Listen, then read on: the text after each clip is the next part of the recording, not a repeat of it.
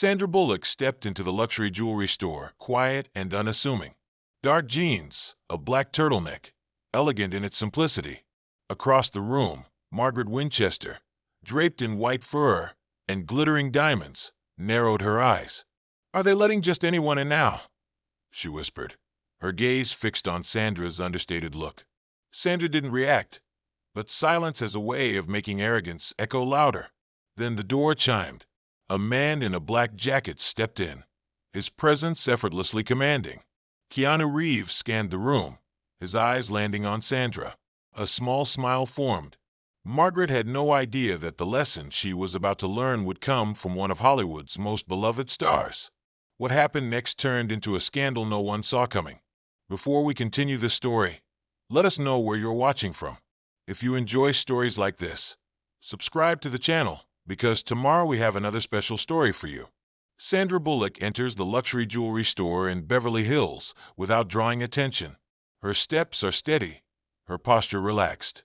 Well-fitted dark jeans, a black turtleneck, minimal makeup, and loose hair. No flashy jewelry, just a discreet watch and a simple belt. The environment around her breathes opulence. Gleaming display cases showcasing rare diamonds.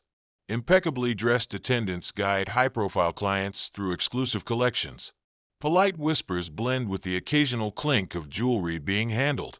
Sandra moves between the displays, observing every detail without hurry. A salesperson walks past her without offering assistance, not out of rudeness, but because in this space, where luxury is treated as a symbol of status, a woman dressed so simply can go unnoticed. On the other side of the store, Margaret Winchester examines a diamond necklace. She is the opposite of Sandra in every way. A pristine white fur coat, perfectly manicured nails, jewelry shimmering under the store's golden lights. Her exclusive bag rests on her forearm like a trophy. The expensive perfume announces her presence before she even speaks. Margaret lifts the necklace against the light, evaluating the piece as if judging a work of art. Her companion stands beside her, waiting for her opinion. Then Margaret sees Sandra. Her gaze locks onto the jeans, the plain black sweater with no logo, no ostentatious display of wealth. Something in her expression hardens. She tilts her head slightly and whispers to her friend, not caring if anyone hears. "Are they letting just anyone in now? Look at this, jeans and a black sweater. Does she think she's a target?" Her friend smirks slightly, but says nothing. A few jewelry store employees, more attentive, catch the remark and exchange quick glances. Sandra hears it, but she doesn't react. She simply continues browsing the jewelry display, a small smile on her lips.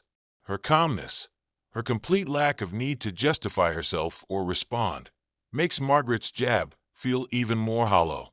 But Margaret isn't done. She adjusts her coat over her shoulders and steps forward, determined to ensure her opinion is heard. What she doesn't know is that this will be one of the greatest lessons of her life. The atmosphere in the jewelry store shifts subtly as Margaret decides that merely ignoring Sandra Bullock is not enough. Her sharp gaze scans Sandra from head to toe, taking in every detail of her simple attire. Dark jeans, a black turtleneck, loose hair without any elaborate styling, minimal makeup. Margaret feels an unfamiliar irritation rise in her chest. What is a woman dressed like that doing here? She holds the diamond necklace in her hands, letting the piece slip through her fingers as she admires her own reflection in the glass display. The sparkle of the jewels matches the gleam of her vanity. The woman beside her, a brunette with her hair in a perfectly styled bun, notices Margaret's change in demeanor and leans in slightly. "Something wrong?" she asks. Margaret doesn't respond immediately. Instead, she lifts her chin slightly and murmurs, still watching Sandra. "Are they letting just anyone in now? Look at that, jeans and a black top. Does she think she's a target?" She makes no effort to keep her voice low. The comment is meant to be heard. Her friend smirks, not fully committing to the sentiment, but clearly intrigued by the contrast.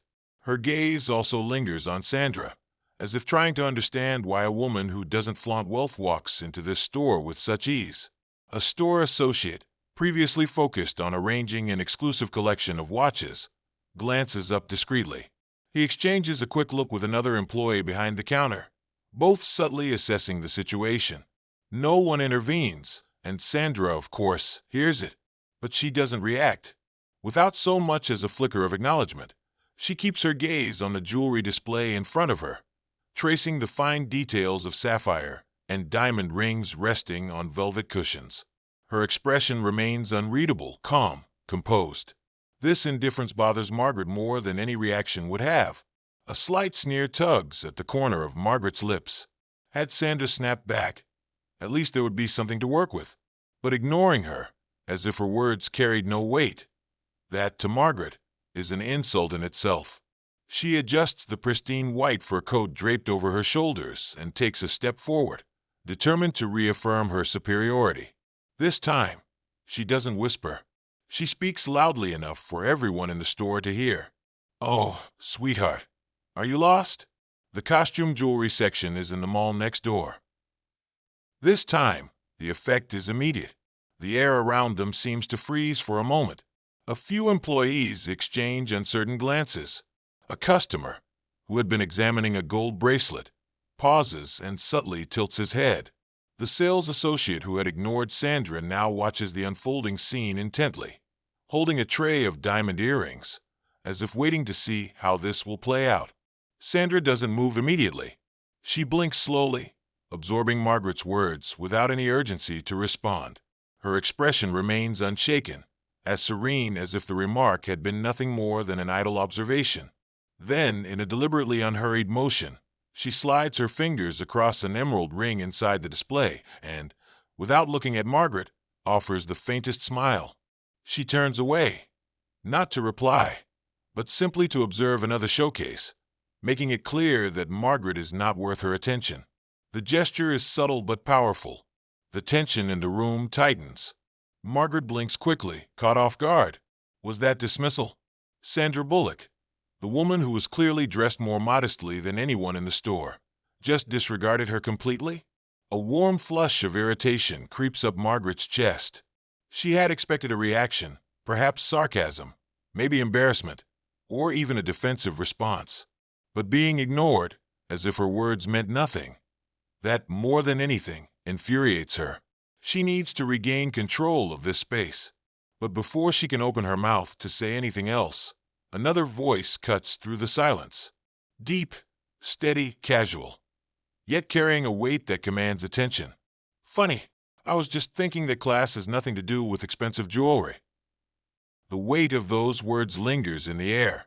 The silence in the jewelry store shifts once more. This time, it's heavier. Margaret feels a shiver crawl down her spine before she even turns to see who just spoke. The employee, once hesitant, now looks directly toward the store's entrance. A customer, who had been about to leave, pauses slightly, tilting his head in the direction of the voice. Even without seeing who it is, Margaret senses that something has changed. Her pulse quickens slightly, but she doesn't know why. With a mixture of irritation and curiosity, she turns slowly. Then she sees him. The words linger in the air like quiet thunder. "Funny, I was just thinking that class has nothing to do with expensive jewelry." The effect is immediate. The quiet murmurs of sales associates assisting their wealthy clients fade. The room becomes more alert, more charged. Margaret feels a chill run down her spine before she even turns around. There is something about that voice, deep, steady, effortlessly commanding. It isn't loud. It doesn't seek attention, but it holds it anyway. The employees who had previously pretended not to notice the growing tension between Sandra and Margaret now look directly toward the entrance. A few customers, once absorbed in their own world of luxury, now shift their focus, curiosity flickering in their eyes. Sandra, however, doesn't look surprised. She would recognize that voice anywhere.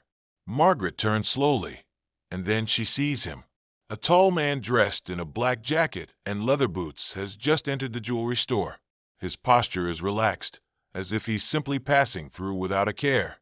Yet his presence shifts the energy in the room. He isn't adorned with symbols of status. He isn't wearing the sharp suits favored by the men around him. He doesn't flaunt designer brands or anything that screams exclusivity. And yet, he draws more attention than anyone else in the store.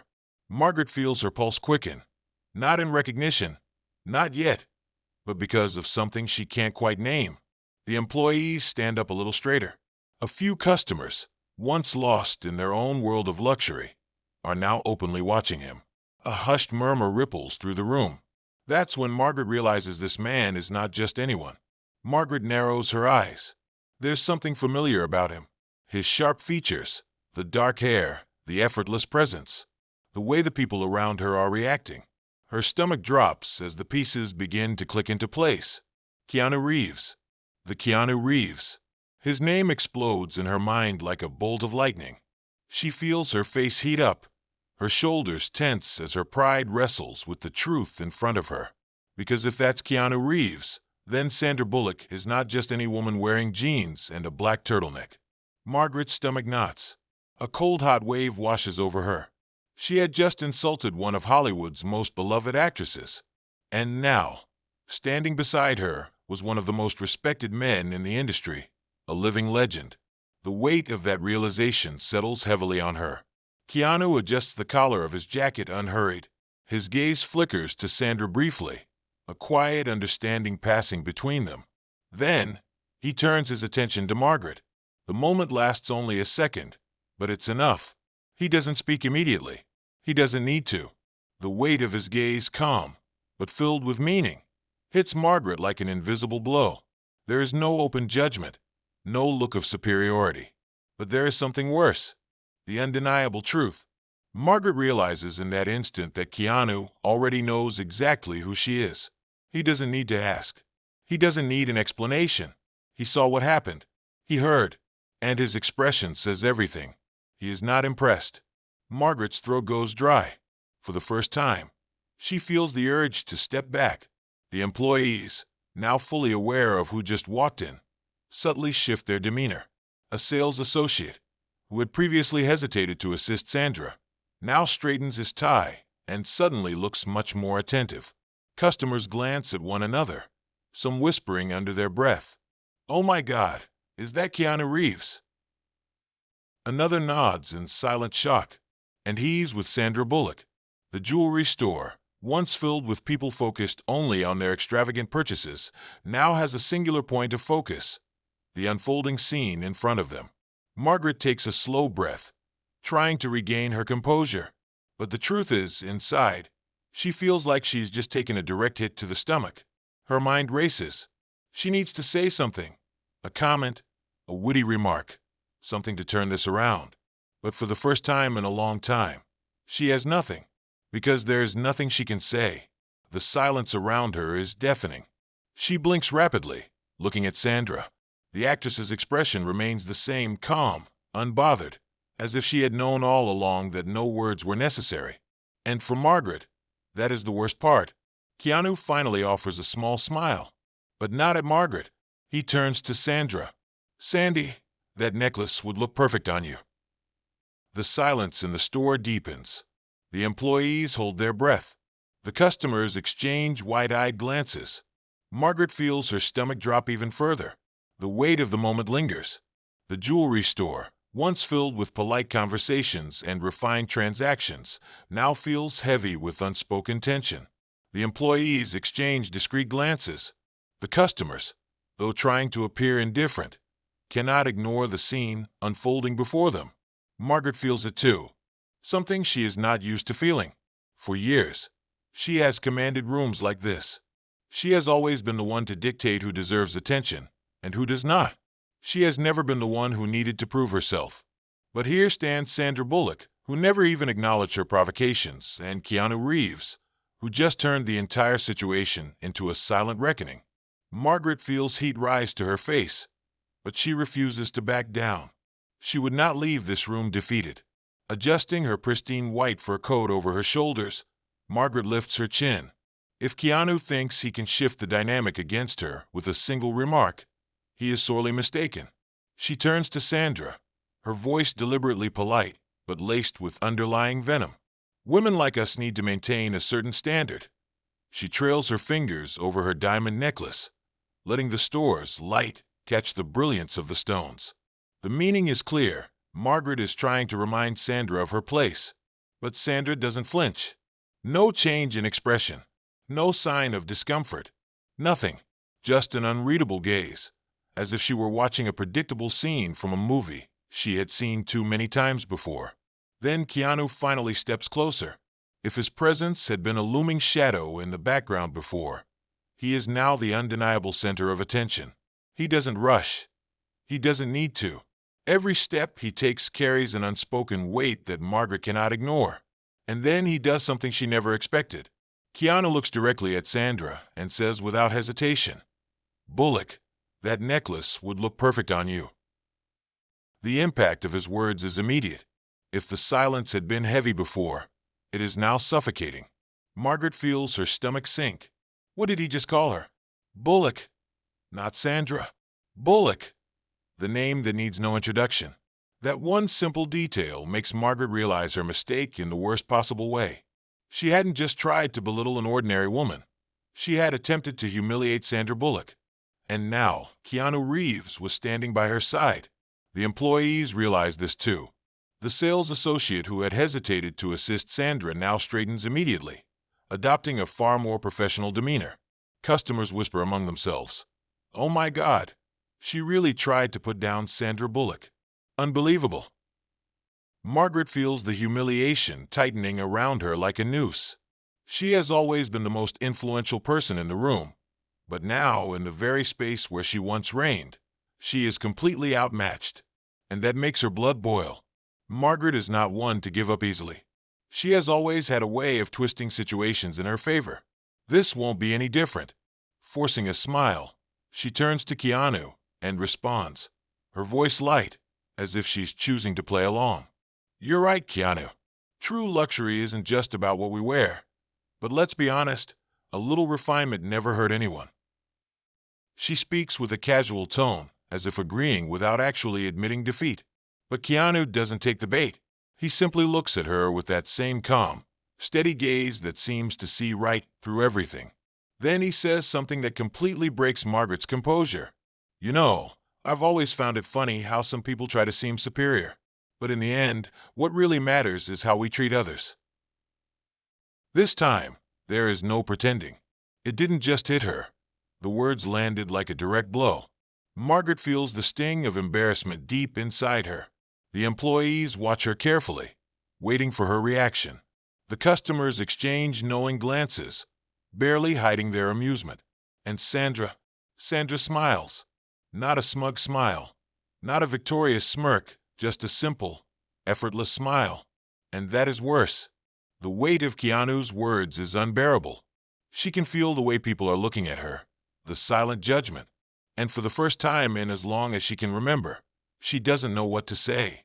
Her face burns. Her heartbeat pounds in her ears. She could try to defend herself. She could make a sharp remark. But what's left to say? The truth is already clear. She has lost. Lost. Margaret Winchester, the woman who always controlled the narrative, now has no control at all. Her white fur coat, once a symbol of her sophistication, now feels suffocating. She needs to leave. Sandra, without the slightest hesitation, turns to the sales associate and says, her voice steady and calm, "I'll take that necklace." There is no question, no uncertainty. The saleswoman, now entirely focused on her, nods and moves quickly to package the piece. Keanu simply crosses his arms, casting an unreadable glance at Margaret. Margaret feels her throat tighten. She has never felt so small. Without another word, she turns on her heel and walks out, gripping her phone. She needs to escape this moment, but deep down, she knows this humiliation will not be forgotten. Margaret walks out of the jewelry store quickly. The sharp sound of her heels echoes against the polished marble floor. Her heart pounds, and she grips her phone tightly. She feels like everyone is still watching her, even after she's left. The crisp Beverly Hills air hits her face, but it does nothing to cool the heat burning her cheeks. She has always been in control of situations like this. She has always had the last word, but now, for the first time in a long time, she feels utterly powerless. She walks aimlessly down the sidewalk, trying to process what just happened. The humiliation, Keanu's quiet but commanding presence, The way Sandra never reacted to her provocations and yet still won. Margaret unlocks her phone and scrolls through social media, flicking through posts mindlessly, but nothing holds her attention. Everything feels trivial now. Keanu's words echo in her mind. What really matters is how we treat others. She clenches her jaw. She wants to dismiss it, wants to convince herself that it was just an incident, a misunderstanding. But deep down she knows. She knows she was wrong, and she knows that everyone in the store saw it too. As Margaret walks away, the atmosphere inside the jewelry store shifts. The customers who had been engrossed in the unfolding scene gradually return to their purchases. But there's still a lingering energy in the air. The sales associate returns with a velvet box, carefully opening it to present the necklace Sandra selected. Sandra studies it for a moment before glancing at Keanu, a subtle smile playing on her lips. "You think it suits me?" she asks. Keanu smirks, crossing his arms. "Bullock, everything suits you." Sandra chuckles, shaking her head. The employees, who had previously ignored her, now stand at full attention, ready to assist her with impeccable professionalism. Sandra notices but doesn't comment. She's used to this kind of shift in behavior. With calm confidence, she hands over her card and finalizes the purchase. She never had to say anything to prove her worth. Her silence was her most powerful response. And that was the real blow to Margaret. Margaret finally stops walking. She finds herself standing in front of another luxury boutique. But she's not looking at the jewelry in the window. Her own reflection stares back at her, and she doesn't like what she sees. She's never really thought about her actions. She never needed to. She's always been surrounded by people who shared her values, who laughed at her sharp comments, who reinforced the idea that money and image were the only things that mattered. But now, for the first time, she sees herself differently. What happened in that store made her realize something painful. She wasn't respected. She was feared. And there is a huge difference between the two. Keanu and Sandra didn't fear her. They didn't react with anger or try to put her down. They simply showed, without needing to say it outright, that she never had the power she thought she did. And that was the biggest humiliation of her life. Margaret takes a deep breath, closing her eyes for a moment. The truth stings, but at the same time, she feels something she didn't expect, relief. Because deep down, she was tired of the mask, tired of playing a role that never truly fulfilled her. Maybe it was time to change. Hours later, Margaret sits in her car, still holding her phone. She's opened the app multiple times, but she doesn't know what to say. Finally, she takes a deep breath and starts typing. "Today I learned that you can buy a diamond, but you can't buy class. Thank you, Sandra Bullock and Keanu Reeves, for this lesson." She hesitates for a moment then, without overthinking, she presses post. She doesn't know what kind of response to expect, but for the first time, she doesn't care. Maybe this is the beginning of something different. Maybe, for the first time, she will actually learn. The phone screen goes dark, but the comment that truly catches her off guard is one she didn't expect. The first step to change is recognizing where we went wrong. She rereads that sentence. Change. She's never thought about it before. Never believed she needed to change. But now, for the first time, she wonders, what if? What if instead of seeing this as a hit to her ego, she saw it as an opportunity? What if, instead of ignoring what happened, she actually learned from it? Margaret doesn't have the answer, but for the first time, she wants to find it. Margaret sits there, watching Sandra disappear into the crowd. She feels something strange, something unfamiliar, relief. She still doesn't know what it means, but she knows that in that instant, she made a different choice than she would have before. And maybe, just maybe, this is the true beginning of change. Margaret closes her eyes for a moment. She could easily just go back to her life, return to her world of luxury and exclusivity, pretend none of this happened. Or she could do something different. She opens Instagram again. This time, there's no hesitation. She starts typing.